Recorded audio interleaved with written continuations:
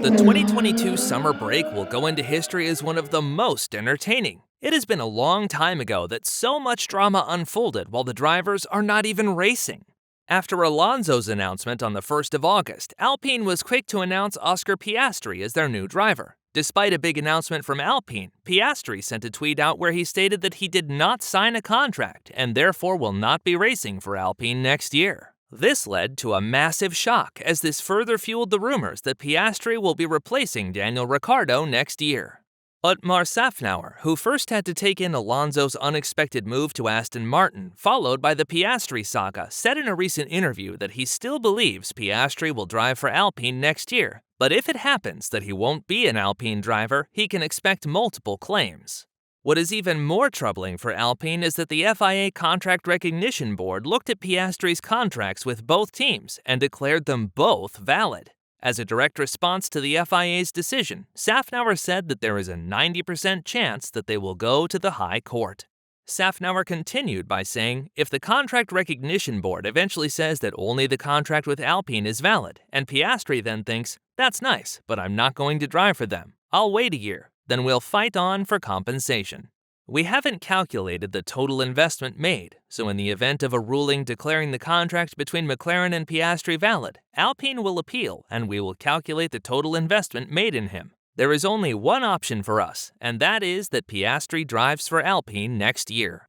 Although Alpine is still set on contracting Piastri for next year, Szafnauer recently said that he has been contacted by 14 drivers to take Alonso's seat, but that they narrowed it down to just 4 drivers.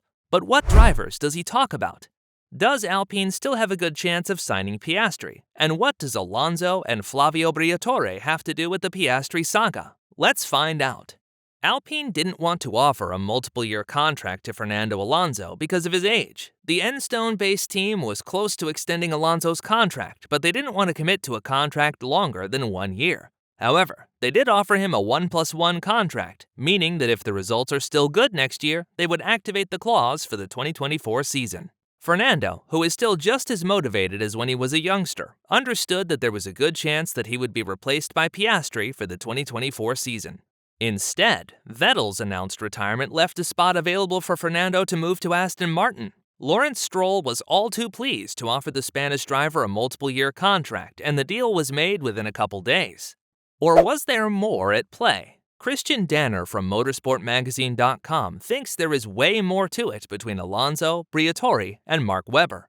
Briatore is the manager of Alonso and used to be Mark Webber's manager, who is currently the manager of Oscar Piastri. The 3 men are still good friends and are now suspected to have worked together to help Webber securing a seat for Piastri at McLaren.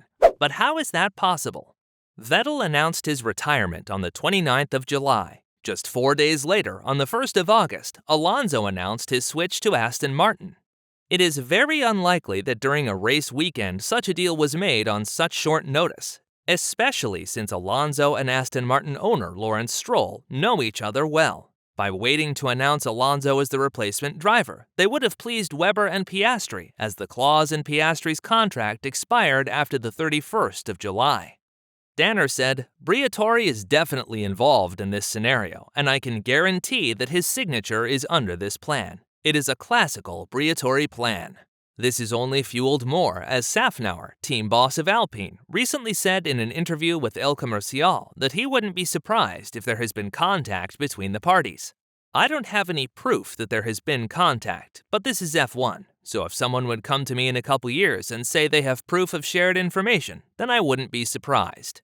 It does seem a bit too coincidental, but nonetheless it has huge implications for Alpine's driver lineup for 2023. So what other driver's options does Alpine have? A frequently mentioned name is Pierre Gasly. The French driver has proven after his demotion back to AlphaTauri that he is a very talented driver when given a competitive car. His career all-time high came in 2020 when he won the Italian Grand Prix. The 26-year-old Frenchman has repeatedly said that he is ready to go to a better team, but his contract with Red Bull in combination with the tight drivers market has always prevented this. Since there was no sign that the drivers' market would move this year and Perez extending his contract at Red Bull, Gasly extended his contract with AlphaTauri this year. However, this didn't stop the rumors that Alpine is interested in his services. Unfortunately for him, Helmut Marko came with a statement about his contract situation. There is no exit clause for Gasly. There was none before the summer break, and there will be none after the summer break. Pierre can go to another team after his contract is up. Gasly is probably more than willing to go to Alpine, especially after Red Bull extended the contract of Perez with 2 more years. Despite Gasly's own intentions, Alpine probably have to offer a large sum of money to make it even slightly interesting for Red Bull to let him go. Another name that comes up is Daniel Ricciardo. Ricciardo is in the process of leaving McLaren at the end of the year. Daniel has had a tough 1.5 years at McLaren. His driving style doesn't match the characteristics of the McLaren car, and he proves unable to adapt to a late braking technique. Ricciardo already drove 2 seasons for the team out of Enstone and is familiar with the people and the culture. He also had good results, and the car seems to suit his driving style better as well. In a recent interview, Szafnauer said that they are looking for the best driver and that he is definitely considered. Ricciardo hasn't responded to any of these rumors, as that can potentially hurt his negotiation position with McLaren, who has to buy him out. Nonetheless, Alpine is the highest-ranked team who has a potential seat available for Ricciardo. A bit of an outsider, but also a possibility, is Théo Pourchaire. Pourchaire is currently the number 2 in the Formula 2 championship and is just 18 years of age. However, he shows great pace and learns quick. He already won 3 races this year and is a serious title contender after recent lacking results of championship leader Drugovich. Unfortunately for him, he is part of the Sauber Academy, and depending on how tight his contract with Sauber is, he might not be able to make the move to Alpine. But what about Alpine's own Drivers' Academy? Do they have any potential candidates? 4 drivers are currently part of the Alpine Academy: Jack Doohan, Ollie Caldwell, Caio Collet, and Victor Martins. Jack Doohan is the highest-ranked driver and is currently 9th in the F2 standings. Although Doohan shows to have great pace, he is still rather inconsistent. It is unlikely that any of the Alpine Academy drivers are currently good enough to replace Piastri if he goes to McLaren. There are 3 more potential drivers that have been named a candidate by many experts: Mick Schumacher, Nico Hülkenberg, and Felipe Drugovich. Mick Schumacher currently drives for Haas and shows a steady learning curve. What he lacks in qualifying, he makes up in the race. However, he has only managed to score points in 2 out of 35 races. Schumacher is also currently under some pressure at his own team after Günther Steiner said that they are not in a hurry to extend Mick's contract. Nico Hülkenberg has many years of experience in F1 and is familiar with Alpine, formerly named Renault. He drove 3 seasons for the French team before he was replaced by Ocon. Ever since, he has driven 4 races as a stand-in option for Aston Martin after Perez and Vettel got COVID in 2020 and 2022. Although Hülkenberg is often praised for his work ethic and speed, he has never scored a podium finish, and many feel he is missing the last bit of talent to fight for race wins. Not many forget the 2019 German race where Hülkenberg was on his way to score his first podium ever before he made a personal mistake and ended in the barriers. Hülkenberg would probably only be an option when they can't find any other drivers.